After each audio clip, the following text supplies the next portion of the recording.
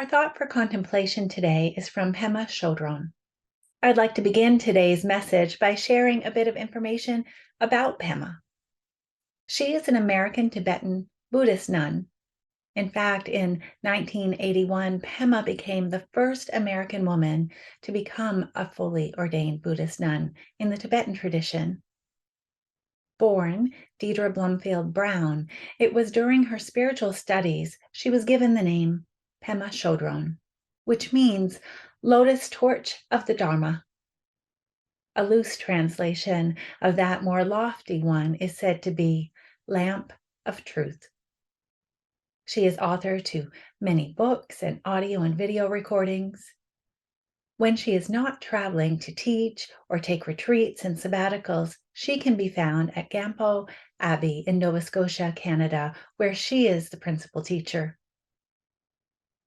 What often comes to the surprise of some, as women still today often get compartmentalized in other people's minds into this role or that role with the expectation of exclusivity to one vocation or another.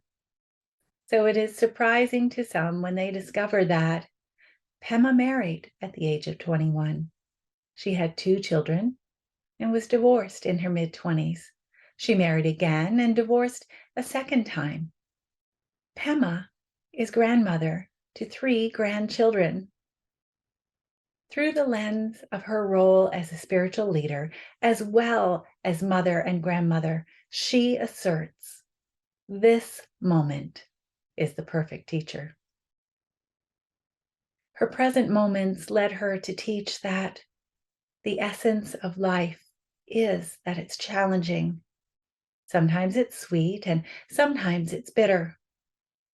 The fuller excerpt from which this thought for contemplation was drawn is from her book entitled When Things Fall Apart, Heart Advice for Difficult Times, in which Pema says, we think that if we just meditated enough or jogged enough or ate the perfect food, everything would be perfect. But from the point of view of someone who is awake, that's death. Seeking security or perfection, rejoicing in feeling confirmed and whole, self-contained and comfortable, is some kind of death. It doesn't have any fresh air. There's no room for something to come in and interpret all that. We are killing the moment by controlling our experience, she says. Doing this is setting ourselves up for failure, because sooner or later we're going to have an experience we can't control. Our house is going to burn down. Someone we love is going to die. We're going to find out we have cancer. A brick is going to fall out of the sky and hit us on the head.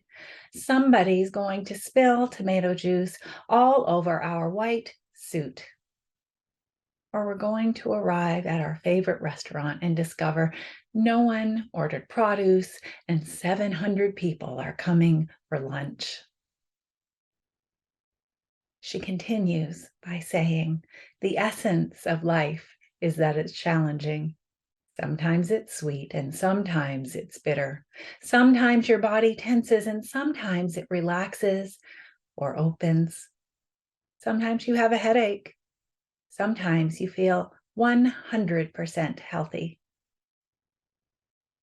From an awakened perspective, trying to tie up all the loose ends and finally get it together is death, because it involves rejecting a lot of your basic experience. There is something aggressive about that approach to life. Trying to flatten out all the rough spots and imperfections into a nice, smooth ride. To be fully alive, fully human, and completely awake, Pema says, is to be continually thrown out of the nest. To live fully is to be always in no man's land. To experience each moment as completely new and fresh. To live is to be willing to die over and over again.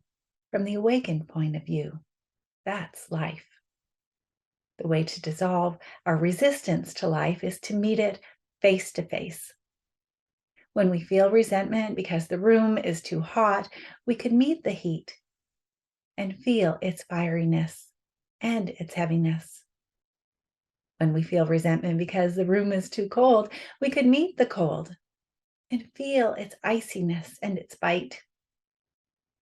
When we want to complain about the rain, we could feel its wetness instead. When we worry because the wind is shaking our windows, we could meet the wind and hear its sound. Cutting our expectations for a cure is a gift we can give ourselves. There is no cure for hot and cold. They will go on forever. After we've died, the ebb and flow will still continue, like the tides of the sea, like day and night. This is the nature of things. Thank you, Pema.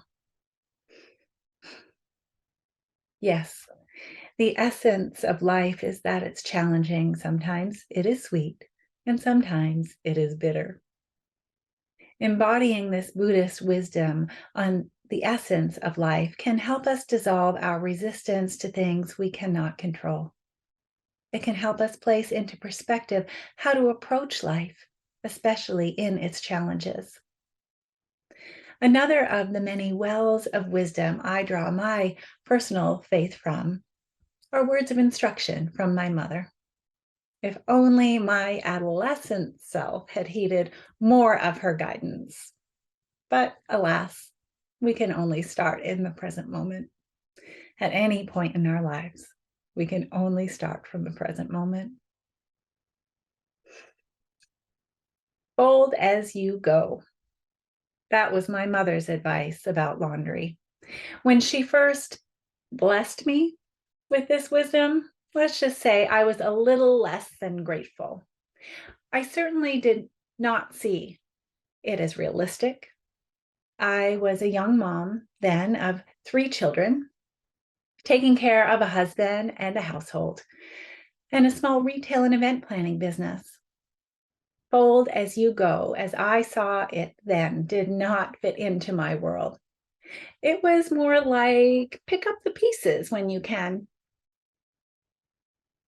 The reality was I was in a state of chaos, a constant state of spinning 2 full plates and juggling, albeit an impressive assortment of tasks, whether it was preparing myriad details for clients' upcoming and seemingly imminent events, countless hours spent volunteering for an assortment of well-meaning causes, or any of the multitude of other things that needed attention, including the ever-daunting task of a 5-people cumulative laundry pile. Yes, life was busy. I did not immediately embrace my mother's wisdom when, on one of her visits, she saw and commented on, as was her custom to offer unsolicited advice whenever she could. In this case, the state of my home, as it must certainly reflect the state of my life, the state of my mind. She had thoughts about how to manage household tasks. Most easily, to her mind, my ginormous piles of clean, though not yet folded, and certainly not put away, laundry. Fold as you go, she admonished, advised. She was right, and I knew it. But even so, in that instant, I did not guess how impactful such advice could be. Soon after my mother gave me this sage advice, I realized how well it fit into every aspect of my life. Then, after then, and still now. In fact, the status of the laundry directly reflected the equilibrium of my state of being. How? Well, easy. When I was able to take the fold as you go attitude, things got done. Tasks actually got completed. Yes, the laundry was made easier and completed efficiently, which really in and of itself can truly be life-changing for a young mom and older mom. Indeed, a founding tenet of living life as a prayer could well be fold as you go. Taking the sentiment over to other tasks, rather than my typical Gemini-esque flurry of constant activity, startups and such. Oh, there were and are still plenty of those. But as I immersed in the attitude of fold as you go, what emerged was a growing storehouse of harvests. Projects around the house of that young mother of 3. Did I mention ages infant through 5 years old? Well, projects around the house of that young mother of 3 were brought to completion. Arts and crafts, lovingly started with my children, actually readily found their place on walls and shelves as finished masterpieces. Business found its rhythm in similar fashion, as did my volunteer activities. And yes, the laundry got done. More than just done, the mindful approach in which I took to this even seemingly mundane task, it was enhanced into what I could only call a ritual. Each item sorted, washed, dried, folded, and put away. They were moments that I could spend in a state of near meditation. Easy to do when you have children's sweet clothing to admire as you sift through the freshly cleaned piles. They grow so fast. Memories came in flash and fade mode as I handled their unique items, remembering my oldest son in some of his hand-me-downs that his baby brother was then wearing that I was folding, smiling as I would hang up a cute little dress my neighbor made for my daughter, and their socks. Can I even mention the socks? Tiny, the cute little kid socks. They are so cute. But I digress. It is enough to say it was a ritual of gratitude. Even when the littles would help Mummy, the task of doing laundry, of folding as you go became less mundane and more part of the rhythm of all our lives. In this ritual, I was able to just be present, present alone or present with my children. I know, present is one of our modern new age buzzwords, as it should be, because I feel that as a human society, we are reaching a point in our timeline when being present is necessary. Becoming mindful of everything we do is essential. Appreciating the moments we have to spend on our earth and with each other, worthy of reflection. Finding joy in every moment possible, counting each one as a blessing, and recognizing that not everyone is so blessed. Oh yeah, I can go there. Acknowledging it can seem quite frivolous to even have momentary pause of concern over the doing of laundry or household chores in general, or to complain about the duties and tasks that market our attention towards them. When so many on our planet do not have sufficient clothes, let alone the high quality ones many of us wear, the ones gracing our hampers and baskets, armoires and closets and dressers. And many more people do not have the safety of a safe, comfortable home to go to and take care of, or a family to take care of and love. Hovering over seemingly mundane concerns can perhaps seem frivolous, even careless, when placed on a scale measuring our fates and circumstances in comparison to those of others. Yet, nevertheless, mundane concerns, especially when weighted with multiplied numbers of mundane concerns, as most of us have in our lives, not merely one mundane obstacle on our paths to peace of mind but many. As such, it really does behoove us to do what we can to provide ourselves with skills and perspectives to ease our burdens, mundane as they may be, and open up freedoms in our lives. And as often happens, the lesson and impact extends beyond its point of origin. Such is certainly true with Fold as you go.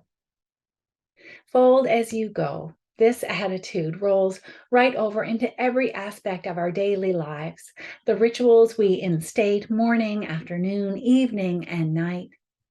Bathing, showering, doing dishes, dusting, gardening, landscaping, shoveling, sweeping, vacuuming, changing diapers, walking dogs, picking up after dogs, during the walk, making the bed, preparing meals, grocery shopping, attending committee meetings, filing paperwork, all the work and volunteer-related tasks we've signed ourselves up for can grant yourself the presence of mind and of spirit to simply be with the experiences of your daily lives.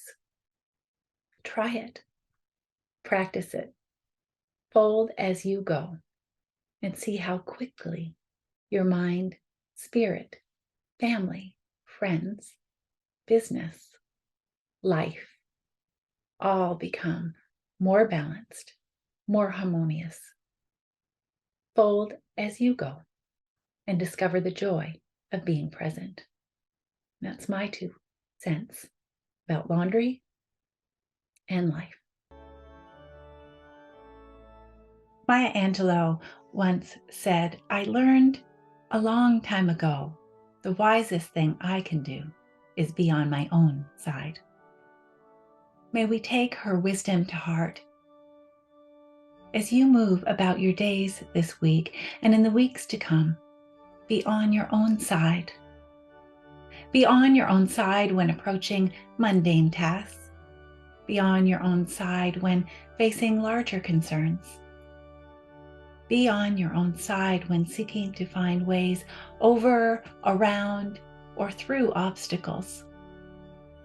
Be on your own side and fold as you go. And may you be blessed, for you most assuredly are a blessing to the world. Amen, and blessed be.